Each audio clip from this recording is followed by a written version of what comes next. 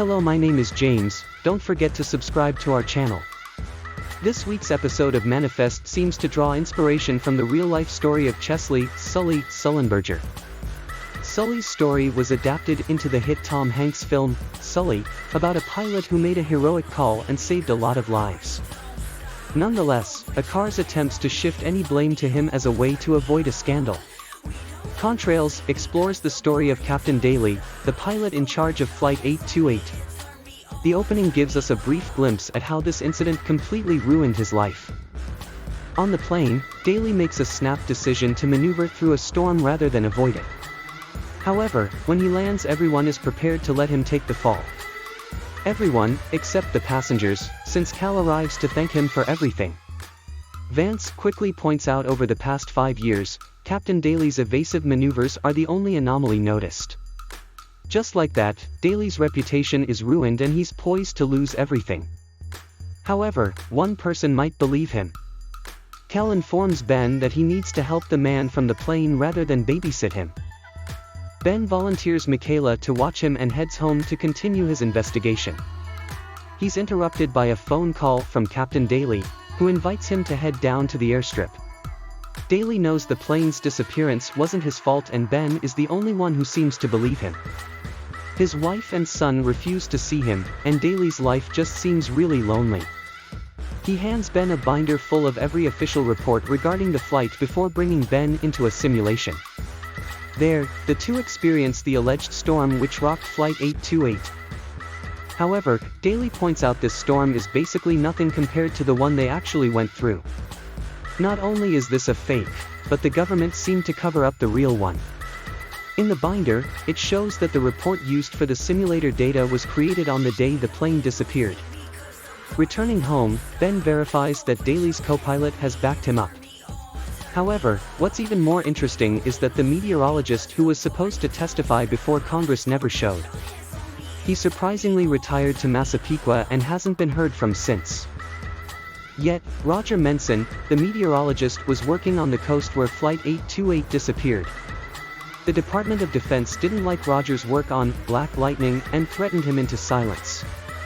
Based on how scared Roger is, it's safe to say this manifest conspiracy will claim a few lives by the end of the season. Despite his fears, Roger does agree to hand over the information he's compiled about Flight 828. With the actual data, Ben and Daly return to the simulation to prove the latter's innocence. However, Daly isn't able to pilot them through the simulation and he's growing frustrated. While Ben sees their new information as a win, Daly is beginning to unravel. Manifest gives Daly the crazy eyes as he continues spouting his suspicions about Fiona. On his way to chat with Fiona, Ben calls Michaela to check in quickly. She has her hands full watching Cal, who keeps trying to trick his aunt into extra video game time. Not to mention, Autumn has stopped by looking for some help. She claims she went straight, but her con artist friends sicked her with fake crimes. If she can get rid of the bogus warrant, that she's confident she'll be free to start a new life. It's interesting because one second Autumn seems like a victim and in others like a perpetrator. She's definitely listening in on Michaela's conversations and compiling evidence. However, it's later revealed she turned off her secret cell phone during the entire chat. Since she was the one who heard Michaela mention Massapequa, it seems like a safe bet she tipped off the government. Especially when Menson winds up dead before the end of this manifest episode. Autumn also returns to Michael's apartment to snap pictures of the binder Ben has. She has to be really desperate if she's going to break into a detective's home. After getting the info she needs, Autumn starts looking through Cal's sketchbook. She finds one picture that sets her on edge and she tears it out. Does she think Cal will just forget the picture?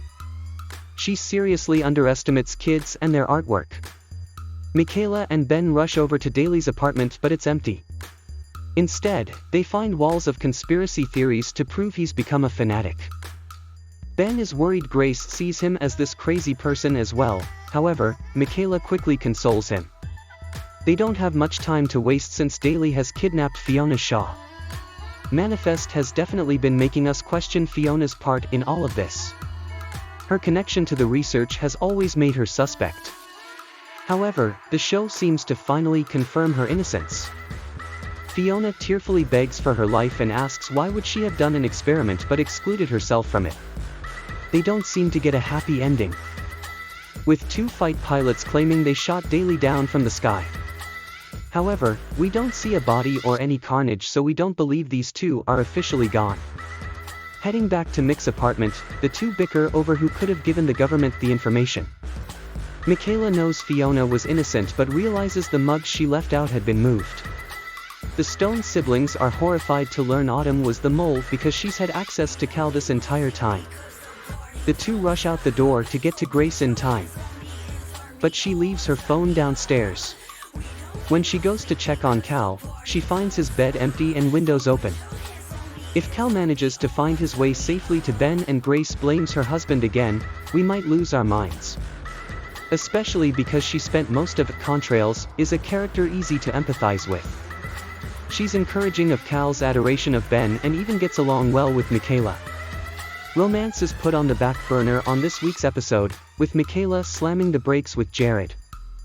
He's not going to give up that easily, and we have no doubt these 2 will find their way back to each other. Ultimately, this was a fun but thin episode of Manifest. The mystery of the Major was just picking up and it gets put on hold to deal with the storm. At least, Contrails sets up a potential storyline down the road with Fiona and Daly that could be a great payoff. In the meantime, it looks like we'll be spending next week with the Stone family. The hunt for Cal will unite everyone. And it also seems to promise the arrival of the mysterious man from the Blizzard calling. Michaela is still suffering from hallucinations from that, so he's probably pretty important. What did you think of Contrails?